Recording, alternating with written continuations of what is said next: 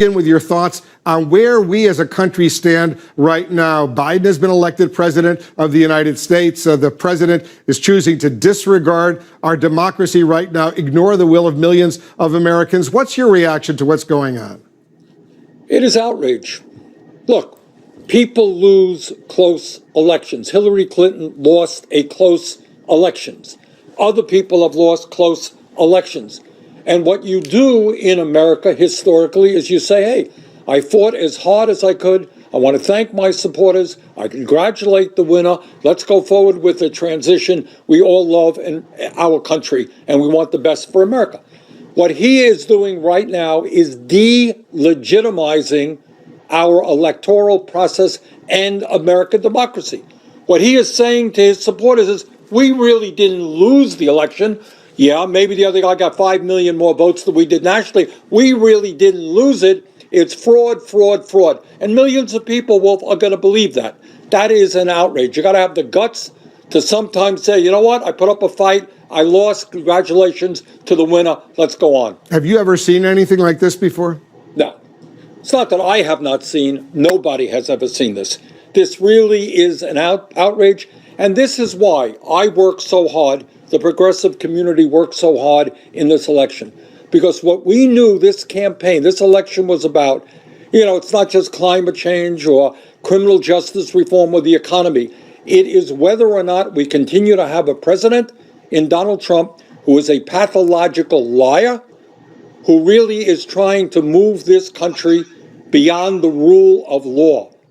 And that is something that we cannot accept. And thank God we were able to defeat him. Your colleague, Senator Chris Coons, a Democrat from Delaware, told CNN he's hearing from some of his Republican colleagues who wish to congratulate President-elect Biden, but say they can't do that publicly yet. Are you having similar conversations with Republicans behind the scenes? Look, absolutely. The average Republican senator is not an idiot. They understand that, that Trump has lost.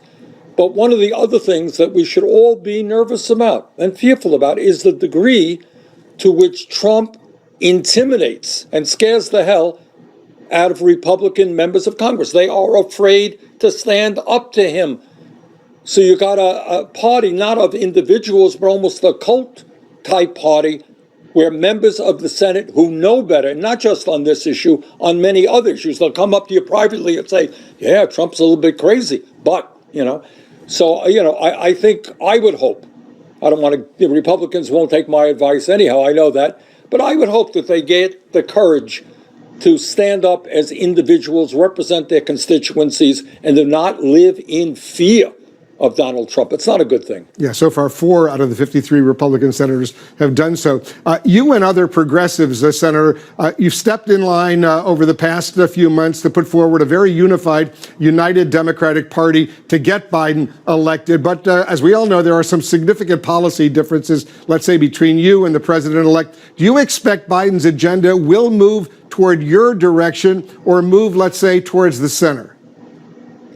Well, this is what I think. As you know, Wilf, early on in the campaign, members of the Biden team and my team sat down on some of the major issues facing our country, the economy, healthcare, education, climate, etc., to see how we can work together to come up with proposals that, neither side necessarily agreed with, but which made sense for the American people, especially the working families of our country today who are suffering more than probably at any time since the Great Depression.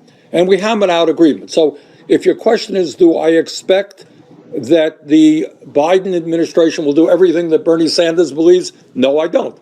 But do I expect that they will come forward and keep their word in maintaining and legislating on the proposals which we agree to? Yes, I do. And some of those proposals are very, very significant. It means expanding health care to all Americans. It means lowering the Medicare age from 65 to 60. It means raising the minimum wage to at least $15 an hour. It means making it easier for workers to form unions, equal pay for equal work, investing $2 trillion in combating climate change and creating millions of jobs as we move away from fossil fuel to energy efficiency and sustainable energy. So would I have gone further? Yes. Are those significant proposals that will protect the needs of working families? Yes, they are. We'll see if that unfolds. So I wanted to say this. I had a commenter basically say that the reason why I'm not getting the most views on my channel is because I flip-flop and I need to pick a side. No, as an American baby, I don't need to pick a side to succumb to your narrative. What I do pick is fairness. And I'm not one of these YouTubers or podcasters. I know most of them, they pick a side just because they could tout popularity for a certain demographic. I mean, it's marketing, you know, they pick a certain, I'm not even gonna call it a niche because niche is more of a smaller substantiality towards a certain genre, a certain subject, and the Democratic Party is a huge party, and the Republican Party is a huge party. A Libertarian Party would be more of a niche, because like there's very few libertarians. So my side is fairness. I don't care if you're a Republican, I don't care if you're Democrat. What I'm going to pick is fairness. And so in terms of minimum wage, no, I don't think people from McDonald's should be paid $15 an hour. They simply can't get their order right. If they're simply are, most of them are ignorant. And you shouldn't have kids if you work at McDonald's. You shouldn't. So what you need to do to get more money is to go to a vocational school, get some type of skills or something in order to get 15 plus an hour. And this is someone who has a college degree, and even after graduating in 2016, I've worked fast food jobs. I've worked different jobs in order, you know, for me to pay my rent and so on and so forth. And I was paid the same amount of people who who didn't even finish high school. So what I'm speaking is what I faced and what was my reality. So if you want a better job, hire somebody or learn how to make a great resume, learn how to conquer an interview, actually have skills that are written to yourself that you can apply in interviews and get a job. And I personally don't feel people from McDonald's can be paid $15 an hour, especially now because now a lot of people are using those checkout lanes at Walmart or those checkout lanes at McDonald's to take their order. So like literally all you're doing is making a sandwich. Like that's it. And then if you want a great job, you have to have a higher demand for yourself. You know, McDonald's can always like replace you with somebody else, a high school kid or a college kid. And so they know that even if they don't raise their minimum wage, that they're still will be okay. So, I mean, it's like, just get you a job. In terms of free healthcare, I'm not really sure how we're going to pay for free healthcare. I, for one, am very confused about how healthcare works because I highly believe that they're expensive.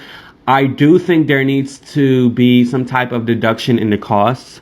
How are we going to pay for free? I don't know. What, we're going to defund the military? I don't know. I mean, that would make sense. I'm not really sure how we would pay for healthcare. And in terms of education, I don't know how we're going to pay for free education either. I think maybe, you know, there just need to be a lower cost, or maybe programs for a bachelor's degree, a master's degree should be held to like a lower achieving point. Like I don't think a bachelor's degree should be 4 years. I think a bachelor's degree should be 2 years because the first 2 years are usually classes that you've taken in secondary school. I don't need to I shouldn't be able to take a class to learn how to write an essay or to retake an algebraic course and learn what y equals mx plus b is. I've taken all of that in high school. Why do I need to give you guys more money in my pocket to take classes that I've already done? So I do feel like college is very scamful in terms of that, and I feel like a bachelor should be 2, a master should be like 3 to 4 years, you know, and like if you're going for like a prestigious type of degree, like if you're trying to be a doctor, that should remain the same in terms of learning the trade. But in terms of just doing your undergrad, that should be limited. Like it should be limited. And I think it's crazy that it takes so long for someone to get a degree. And don't say, well, you know, no, it should be 4 years because people can go off and learn. You're going to learn. You can learn without your parents in 2 years. You'll learn. You'll learn the way of life very quickly, okay? Because I've certainly had to. So, I, for one, was also a Bernie supporter. Like, I was rooting for him. And then when he just dropped out the race, I personally do believe that Bernie Sanders is a waste of time. I know he has a great track record, but he just really can't get anything done or anything passed, in my opinion. And I really don't understand why he dropped out. I personally probably think maybe the Biden team probably persuaded him to do so and maybe support Biden. And so maybe, when Biden wins, he can get some type of secretary job. I don't know. But like, I just felt really like hurt when he dropped out the race. And I'm just like, well, why did you do that? Like, you didn't provide really an explanation as to why you dropped out. But anyways, let me know what you think in the comments below. Be sure to subscribe and click the bell so you'll be the first to know when I upload. Deuces, yay!